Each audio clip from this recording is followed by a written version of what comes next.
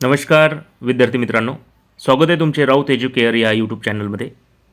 आज आपण शिक्षण प्रक्रिया नैसर्गिक की सामाजिक प्रक्रिया या महत्त्वपूर्ण घटकाविषयी बोलणार आहे. शिक्षणशास्त्रातील अतिशय महत्त्वाची ही संकल्पना आहे. शिक्षण प्रक्रिया नेमकी नैसर्गिक आहे की सामाजिक आहे. नैसर्गिक असेल तर ते कशा पद्धतीने आहे आणि सामाजिक असेल तर ती कशा पद्धतीने आहे याचा आपण सविस्तर अभ्यास करणार आहे. तर एक फार मोठा प्रश्न पडलेला असतो आणि हा प्रश्नच म्हणजे की नैसर्गिक की सामाजिक. बघा, शिक्षण ही केवळ शाळेतील 4 भिंतीमध्ये मर्यादित प्रक्रिया नाही आहे, तर ती मानवी जीवनभर किंवा मानवाच्या जीवनभर चालणारी अखंड प्रक्रिया आहे. मानव जन्मताच शिकण्याची क्षमता घेऊन येत असतो आणि जीवनातील प्रत्येक अनुभव त्याला काही ना काही शिकवत असतो. उदाहरणार्थ आपण जर म्हणू की नैसर्गिक शिक्षण प्रक्रिया म्हणजे बालकाच्या जन्मजात क्षमता, कुतूहल, प्रवृत्ती आणि अनुभवाद्वारे जे शिक्षण मिळते त्याला आपण नैसर्गिक शिक्षण प्रक्रिया म्हणू. या ठिकाणी आपण उदाहरण देऊ शकतो की लहान मूल बोलायला शिकते तेव्हा त्याला कोणी औपचारिक शिकवत नाही किंवा त्याला विशिष्ट असा कोणत्याही प्रकारचा अभ्यासक्रम नसतो, तरी तो त्याची भाषा आत्मसात करतो. याचा प्रत्यक्ष अनुभव आपण घेतलेला आहे. आपण सुद्धा आपली मातृभाषा त्याच अनुकरणातून, त्याच अनुभवातून आत्मसात केलेली आहे. लहान मूल आईवडिलांचे बोलणे ऐकून, पाहून, अनुकरण करून भाषा आत्मसात करते. शिवाय खेळताना बालक मोजणी करते किंवा रंग ओळखतो किंवा सहकार्य किंवा एखादी समस्यासुद्धा सॉल्व्ह करतो. तो म्हणजे स्वयंस्फूर्तपणे अनुकरणातून आणि आनंदाच्या माध्यमातून तो त्याची शिक्षणाची प्रक्रिया पूर्ण करत असतो. म्हणजे पूर्णता नैसर्गिक पद्धतीने आपण म्हणू शकतो. म्हणजे आपण या घटकापर्यंत येऊन पोहोचतो की शिक्षण ही नैसर्गिक प्रक्रिया आहे की जे अनुभवातून, अनुकरणातून प्राप्त होते. आता या ठिकाणी दुसरा प्रश्नसुद्धा तयार होतो की शिक्षण ही सामाजिक प्रक्रिया आहे. हे सुद्धा कथन शिक्षणशास्त्रामध्ये खूप वेळा बोलल्या जाते. आता सामाजिक प्रक्रिया असेल तर त्यामध्ये सुद्धा समाजातील संस्कृती, मूल्य, परंपरा, नियम व सामाजिक वर्तने व्यक्तीमध्ये रुजवण्याचे काम शिक्षण करते.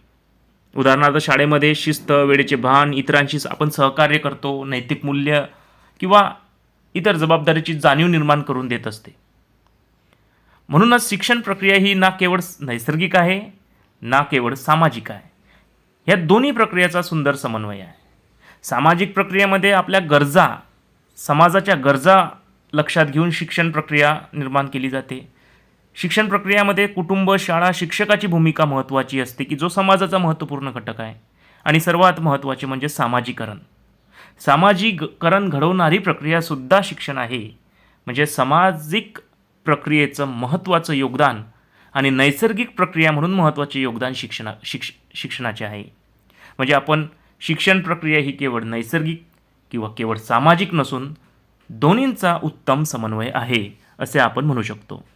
अशा प्रकारे शिक्षण प्रक्रिया ही नैसर्गिक व सामाजिक दोन्हीचा समन्वय असलेली व्यक्तीचा बौद्धिक, सामाजिक, नैतिक आणि भावनिक विकास साध्य करणारी प्रक्रिया आहे. आणि या प्रक्रियेमध्ये शिक्षकाची भूमिका ही अत्यंत महत्त्वाची असते. शिक्षक हा केवळ ज्ञान देणारा नसून विद्यार्थ्याच्या नैसर्गिक क्षमतांचा शोध घेणारा असतो. आता या ठिकाणी त्याचा सर्वांगीण विकास घडवणारा मार्गदर्शक असतो. नवीन शैक्षणिक धोरणामध्ये शिक्षक म्हणजे सुविधा देणारा फॅसिलिटेटर म्हणून या भूमिकेमध्ये आहे. आणि नैसर्गिक क्षमतांचा विकास समाजाच्या उपयोगी पडेल या दिशेने विद्यार्थ्यांचा विकास साध्य व्हावा हा दृष्टिकोन शिक्षकाचा असणे गरजेचे आहे. म्हणून शिक्षण प्रक्रिया राबवताना सामाजिक प्रक्रियेचा सुद्धा आधार शिक्षकाला घ्यावा लागेल आणि विद्यार्थ्यांच्या अंतर्निहित शक्तींचा किंवा अंतर्निहित गुणांचा सुद्धा विचार शिक्षकाला घ्यावा लागेल. तेव्हाच व्यक्तीचा, विद्यार्थ्यांचा, पर्यायाने समाजाचा सर्वांगीण विकास साध्य होऊ शकतो. स्वामी विवेकानंदांनी सुद्धा म्हटलेलं आहे की मनुष्यातील पूर्णत्वाचा आविष्कार म्हणजे शिक्षण. मानव घडवणारे शिक्षण. अशा प्रकारे आजची शिक्षण व्यवस्थासुद्धा याच अपेक्षेने शिक्षण प्रक्रियेकडे बघते. म्हणून हे दोन्ही घटक शिक्षण प्रक्रियेमध्ये महत्त्वपूर्ण आहे. शिक्षण हे नैसर्गिक आहे, तसेच ते सामाजिकसुद्धा आहे. त्या दोन्ही प्रक्रियेचा उत्तम समन्वय शिक्षण प्रक्रियेचा आहे. आजच्यापुरते एवढेच. अशाच प्रकारच्या माहितीकरिता, संकल्पनेच्या स्पष्टीकरणाकरिता राऊत एज्युकेअर या यूट्यूब चॅनलला सबस्क्राईब करा. Learn more with Raut Educare. धन्यवाद.